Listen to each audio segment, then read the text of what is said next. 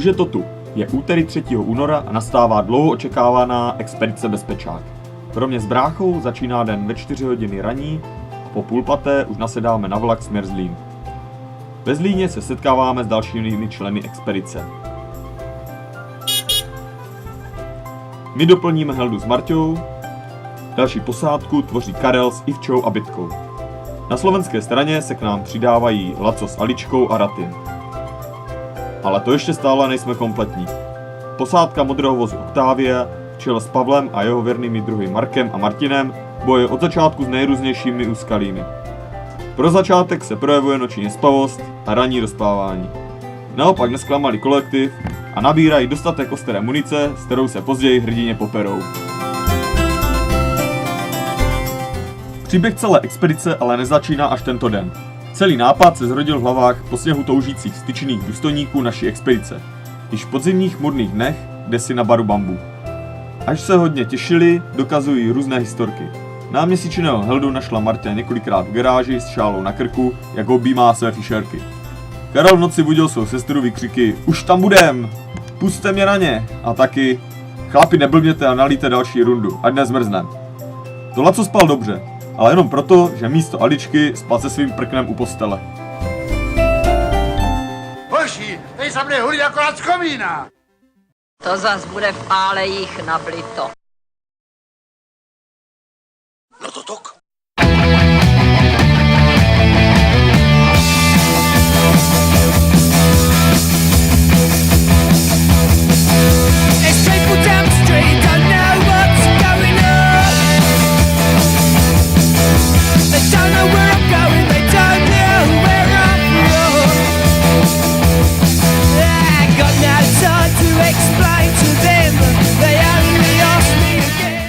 Po příjezdu k základnímu táboru ve výšce zhruba 1000 metrů nad mořem zjišťujeme, že sněží a na cílovém vrcholu panují pekelné podmínky. Proto se rozhodujeme k celkové aklimatizaci. Máme mezi sebou i slabší jedince a tak je potřeba si zvykat postupně. Po slabší konzumaci aklimatizačních nápojů se rozhodujeme pro ještě slabší trekový výšlap.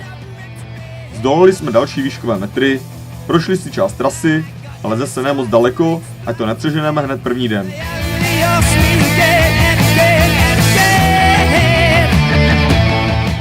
Po návratu dopijeme munici pro tento den a jdeme brzy spát, aby jsme byli na druhý den fit.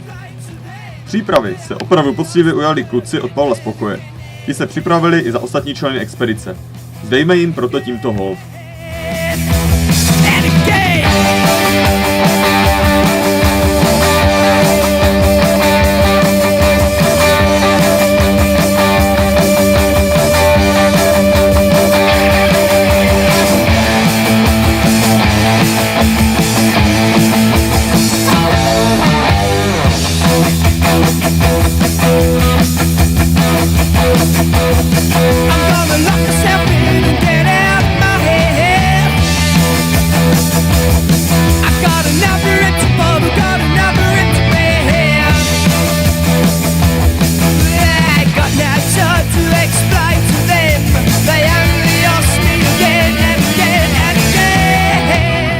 Další dny se počasí umoudřuje a nechává nás dolat další výškové tábory.